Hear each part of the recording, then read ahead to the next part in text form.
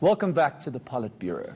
This week, the ANC's National Integrity Commission recommended that members implicated in the VBS banking scandal should step aside from all leadership positions and activities of the ANC.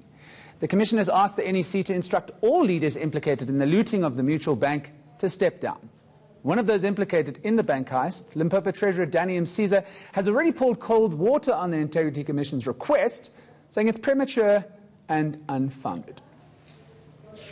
But of course, if the Integrity Commission comes and say, comrades so and so and so and so have done the following, or there are these allegations, we think they should step aside, I think the leadership of the ANC must take that seriously. We mustn't dismiss that, because at the end of the day, it's about saving and securing brand ANC. It's about ethics in the ANC, because, you know, sometimes, Samuel, there's this perception that the ANC is a corrupt organization, which is not true. It's individuals within the movement who cause problems, and the ANC must act against them. Well, this is not the only time ANC members have defied the party's wishes when it comes to calls for them to step aside. Earlier this year, former Northwest chairperson Supra Mahumapelo refused to step down as premier after the ANC Top 6 resolved to disband the Provincial Executive Committee. Why are they not approaching the law enforcement agencies, produce the evidence so that cases can be opened, I can be charged, get through the courts. If the courts find me guilty, no problem with it. Why, Barry? He's corrupt, he's corrupt, he's corrupt. Remove. Right. Now, what about democracy? What about my rights as a South African? The other danger, Comrade Guri, if we're going to remove people based on these spurious, concocted allegations, the ANC is going to be left without a leadership. Joining us to connect the dots on how the ANC seems incapable of disciplining its own members, the party's national spokesperson, Pule Mabe, joins us to connect the dots. Pule, thank you so much for giving up some of your Sunday. Now, the Integrity Commission's findings and recommendations have failed to result in any firm action against any ANC member that's senior up until this point in time. Why should South Africa care about the current recommendations of the Integrity Committee? Well, thanks, Nicholas, for that question, and let me greet your viewers. Well, you will appreciate that coming out of the 54th National Conference, which was a process that was initially driven even from the policy conference, the National General Council, where there was a greater call to make sure that the Integrity Commission could be able to bite, has some teeth and all of that. And I think the resolutions of the 54th National Conference begin to do exactly that. How? One, the Integrity Commission has got the power to combat any unethical conduct from amongst, from within the ranks of the ANC. You know that the Integrity Commission itself draws its original powers from the National Executive Committee, in that they are composed and appointed by the National Executive Committee. And what we have seen them doing in this regard was that when they made recommendations, they were able to immediately go out to the public and communicate and convey their own recommendations and say, this is what we're putting forward to the National Executive Committee. But Pule, a recommendation is one thing. How are you actually going to get these members to heed what the Integrity Committee is saying? Because here we have a prime example. Danny Msiza in Limpopo is saying it's unfounded and it's premature. Well, what I can confirm to you is that coming out of this National Executive Committee meeting, we have already issued a statement from the Secretary General, which now begins to articulate and speak to decisions of the NEC. Key to that was that the Integrity Commission, the recommendations have now been referred to the National Working Committee, so that for completeness and finality. Well, so this begins to demonstrate to you that there is seriousness. I mean, I can tell you now that when the ANC is quite serious on the question of unity and renewal, on making sure that it asserts the best conduct from amongst its own members and those that are expected to fulfill certain responsibilities in the movement. The allegation, though, is that to foster unity, you need to keep everybody in the tent. I mean, is that true? Well, Nicholas, why would we have all of these structures? Yes, fostering unity, you need to keep everybody in the tent, but also fostering unity does not mean that you must flip-flop when it has got to do with issues of your own integrity. The clip you just showed earlier was the Treasurer General of the African National Congress speaking on all our behalf. What is very important is that process of the ANC themselves ought to demonstrate greater fairness on how they are being carried forward. Pule, it seems a little bit wishy-washy, with absolute respect. The fact of the matter is the Integrity Commission asked Jacob Zuma to resign. He thumbed his nose at that recommendation, and it seems as though that example that the former president set is now being followed by the likes of Danny Msiza and others.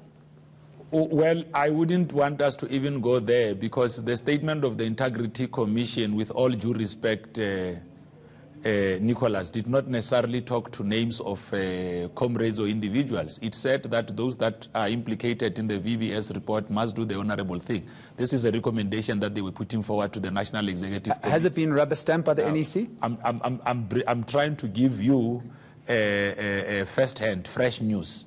That break it for us on the PolitBureau. Yes, I'm giving you the fresh news that the National Executive Committee that said, through a statement that has been issued by the Secretary General this morning, referred this matter back to the National Working Committee for completeness and finality. But that's passing the buck. No, it's not passing the buck.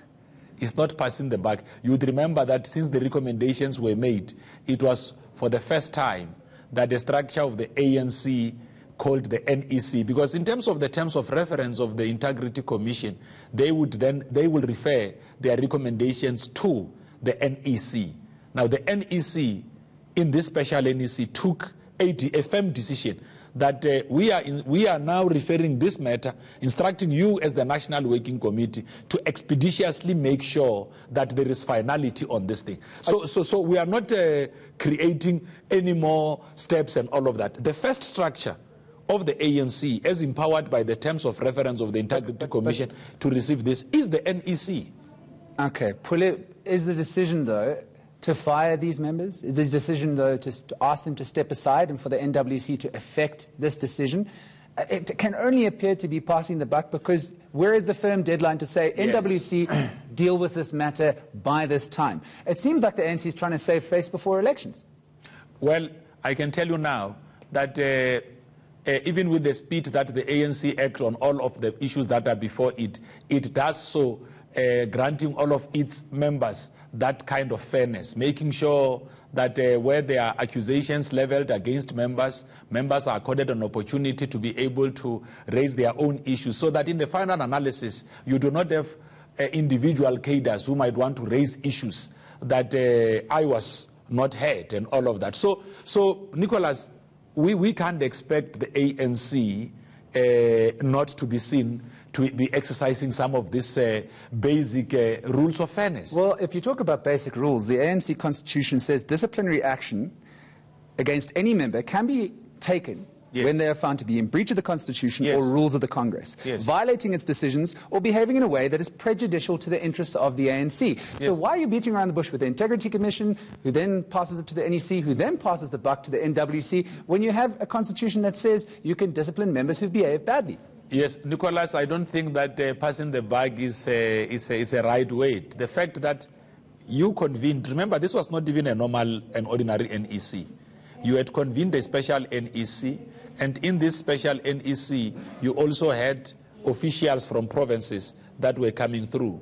And you then took a firm decision that to expeditiously conclude on the recommendations of the Integrity Commission, make sure that all of the issues that ought to be considered are considered. Because in the final analysis, when the ANC communicates and conveys its own decisions out to the public, it should have clarified all of this, all of its own internal processes. Final question. I don't think that we are passing the buck. Well, let that be for the South African people to decide. A final question from me then. What's happening with Malusi Gigaba, another senior member that's found himself on the wrong side of the law, lying to the High Court? He's been found he's been found to do that by the Constitutional Court itself. So when is the party going to take action against Mr. Gigaba?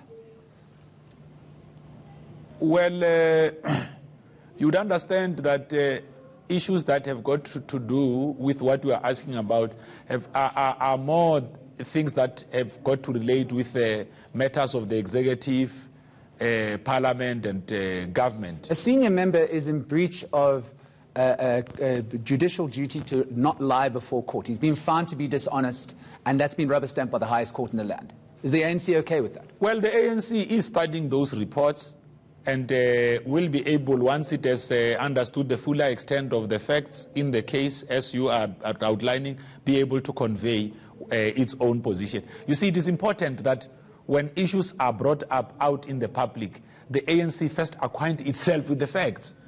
Understand the issues, allow individual comrades to also clarify the party. Otherwise, what's going to happen? If the party just picks up issues out in the media without even studying those and applying its mind on, immediately come out and convey certain positions that might be to the infringement of those individual members' rights as per the Constitution of the African National Congress.